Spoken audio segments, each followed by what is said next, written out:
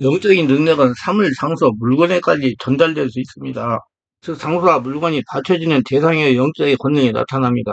하나님의 언약계, 성전, 예수님의 옷자락, 바울의 손수건에서는 하나님의 능력이 나타납니다. 반면에 우상물, 재물, 부적에서는 악한 귀신 역사가 나타납니다.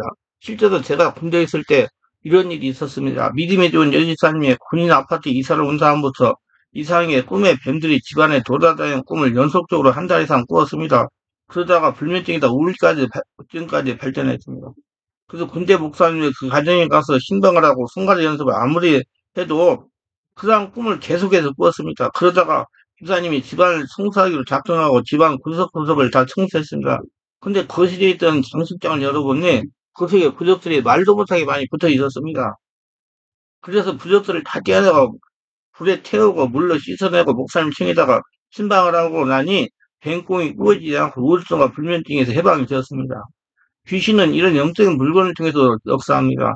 만약에 여러분이 이사를 가시거든 모든 부분을 다 열어보고 확인하고 영적인 청소를 하시고 성령 역사를 일으키고 예수피를 뿌리시기를 바랍니다. 그래서 성령 충만한 목사님의 설교 CD를 오토매틱으로 틀어놓는 것도 또 상당히 좋은 방법이에요. 영적 존재가 인간의 영역에서 행할 수 있는 일의 범위, 능력의 정도는 이들이 인간으로부터 받은 협조와 깊은 연관성이 있습니다.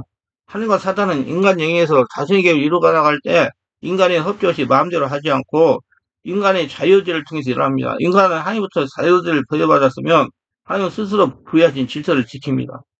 로마서 6장 16절에 너희 자신을 정욕으로 내주어 누구든지 순종하든지 그 순종을 받은 자의 종이 되는 줄 너희가 알지 못하냐? 혹은 죄의 종으로 사망에 이르고 혹은 순종의 종으로 의에 이르니라.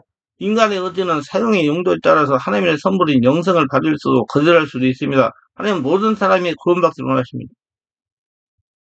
하나님의 모든 사람이 구원받는 것이 하나님의 꿈이에요. 꿈을 이루신 분은 예수님이십니다. 그러나 많은 사람들이 하나님의 뜻을 따르지 않으므로 스스로 멸망하기를 선택합니다. 하나님은 자신의 교회와 성도들이 모두 성령 충만하게 원합니다. 그러나 많은 교회가 하나님의 뜻을 수용하지 못하고 있습니다. 이건 예비당도 포함되는 거 개인 예수 믿는 사람들도 마찬가지입니다. 인간의 교만하고 말미암아 예수를 믿지 않으므로 구원받지 못하는 것입니다. 만약에 사단의 가장 큰 계략은 하나님의 계획이 인간들에게 이루지 못하도록 인간의 자유의지를 교묘하게 이용해가지고 이기적, 세속적, 물질적, 근사한적으로 만들어서 하나님의 구원 계획이 우리에게 이루지 못하게 합니다. 고린도서 4장 4절에 보면 그 중에 이 세상 신이 믿지 않는 자들의 마음을 혼미하게 하여 그들의 영광의 복음의 광채가 비치지 못하게 함이니 그들은 하나님의 형상이라고 말씀했습니다. 하나님과 사탄은 인간의 충성과 순종을 통해 권리를 행사할 수 있습니다. 야고보 4장 7절에 보면 그런즉 너희는 하나님께 복종할지어다 마귀를 대적하라 그러면 너희를 피하리라 했습니다. 사람이 하나님 또는 사탄에게 순종할 때 그렇지 않은 때보다 더 많은 능력과 영향력을 그 순종하는 사람한테 행사할 수가 있게 됩니다. 하나님은 사탄보다 월등히 높으시고 능력의 정도가 비교될 수 없습니다. 그러나 인간 측에서 하나님에게 불순종하고 사단의 속삭임에게 순종할 때 하나님은 그 사람에게 아무 일도 하실 수가 없게 되는 것입니다. 마태복음 13장 58절 그들이 믿지 않으므로 말미암아 거기서 많은 능력을 행하지 아니하시니라. 사람은 필연적으로 영적 공백 상태는 없으며 인간은 운명적으로 영적 세계의 지배를 받게 되며 신적 세계는 신적인 세계의 지배를 받게 되는 것입니다. 노아의 순종으로 하나님께서 자신의 계획을 진행할 수 있었으며 아브라함의 순종으로 이스라엘 민족을 이루셨고 마리아의 순종으로 태를 비어 메시아를 이 땅에 태어나게 할 수가 있었습니다. 불순종은 하나님의 계획을 무산시키게 됩니다. 10명의 정착권의 부정적인 보고에 영향을 받은 이스라엘 민족의 불순종은 하나님의 계획에 차질을 줬으며 이스라엘 역사는 불순종에 대한 대가를 받게 되었습니다. 불순종은 인간과 관계가 맺고 있는 존재와 관계를 파괴하지 않지만은 교제는 점점 멀어지게 하여 권리와 정덕을 잃게 합니다. 그러니까 자꾸자꾸 불순종한 하나님과 멀어져가지고 이제 마귀의 종이 된다는 얘기예요. 불순종을 빨리 회개하면 회복되지만 그렇지 않을 경우 계속 깊어질수록 다시 회복되기에 더 많은 시간과 노력을 요하며 그에 따른 대가가 자신에게 주어집니다. 기독교 예배의식으로 영과실로 예배를 드리고 성령추 집회에 참석하거나 깊은 기도, 온몸 기도 집회에 참석해서 깊은 기도와 예수 이름으로 하는 봉사와 헌금은 하나님의 능력을 강화시킵니다. 의식은 약속 이행하는 행위로서 의식을 진정과 성실로 드릴 때 하나님 존경을 받으시며 이로 인해서 사탄은 뒤로 물러나며 세력을 잃게 됩니다. 그 하나님 나라가 자꾸자꾸 들면 귀신은 떠나가는 거예요. 이사를 가면 반드시 영적인 청소를 해야 됩니다. 이삿짐을 드리기 전에 지방 곳곳을 돌아다녀 부적이나 우상물이 있는지 영인을 읽고 찾아야 됩니다. 특별하게 출입문을 잘 봐야 됩니다. 요즘에는 부적이 손톱만하게 은박스로 부적을 만들어 붙여놓습니다. 잘 보이지 않습니다. 정말 관심을 가지고 집중해서 보아야 보입니다. 부적을 붙여놓았으면 우상을 숭배하는 사람이 살았다는 증거입니다.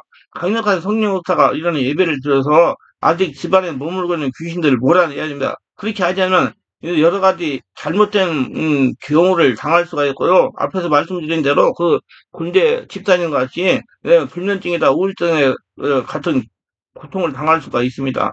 출입문 앞에 명찰이 실로 못 가도 달아준 집도 있습니다. 잘 보고 영통치를 취해야 됩니다. 불로 태우고 예배를 자주 드려서 장소를 성령으로 장악해야 됩니다. 예를 들어 설명하면 세상 사람들도 이사 전 소금과 팥을 뿌리는 전례가 있습니다. 이사기 전에 이사 갈 때 소금과 팥을 뿌려주는 경우가 많습니다. 예부터 그렇게 해왔다고 해서 그냥 하시는 분들은 꽤 됩니다. 그래서 이사 전 소금과 팥을 미리 뿌려주는 이유에 대해서 알려드리려고 합니다. 팥이라고 하면 귀신이 떠오르는 분들이 계실 것입니다. 성도들께서는 붉은 팥의 붉은색은 악기들이 가장 싫어하는 색이라 믿어 이사하는 곳에 미리 팥을 뿌려주었다고 합니다. 소금 또한 마찬가지입니다. 세상 사람들이 약간 좀 안 좋은 일이 생긴 후에는 소금을 뿌리기도 하죠. 그건 소금에 부정한 것을 쫓아낸다는 의미가 있기 때문입니다. 성경에도 보았어요. 소금을 엘리사가 물 그늘에 뿌리니까 그게 문제가 해결됐잖아요. 마찬가지 이사전 소금을 뿌리는 것은 부정한 것들이 집에 침입하지 못하게 막기 위해서라고 합니다. 이렇게 세상 사람들은 이사를 가면 귀신을 쫓아내는 나름대로 의식을 합니다. 하물며 건물과 가정에 머무는 귀신을 몰아내는 영적인 전쟁을 해야 하는 성도들은 영적인 눈을 열고 영적 치를 취해가지고 귀신을 몰아내고 천국의 아브라함의 복을 받을 수가 있습니다. 그래서 정말 이사 가면 영적 청소를 잘 하시고 성령 종라치만 예배 드리고 필요하면 권능 있고 능력 있는 성령 충만한 목사님의 설교 테이프를 CD를 오토메이트 해가지고 매 주야로 계속 틀어놓으세요. 그러면 많이 지배가 될 겁니다. 기도합니다. 영광의 하나님, 오늘 또 저희 설교를 끝까지 시청하신 분들 축복하셔서 구독, 좋아요, 알람 설정 공유하신 분들 축복하시고 어떤 은혜 충만 성령 충만하게 해주시고 깊어져서 이사를 가거나 뭐 어떤 상가를 얻어 갈 때 그 지역을 영적 청소하고 잘 관리해서 하나님의 축복의 장소가 되도록 역사에 하나님의 복을 거둬지는 복진자 다 되게 하소서 예수님 이름으로 기도합니다. 아멘.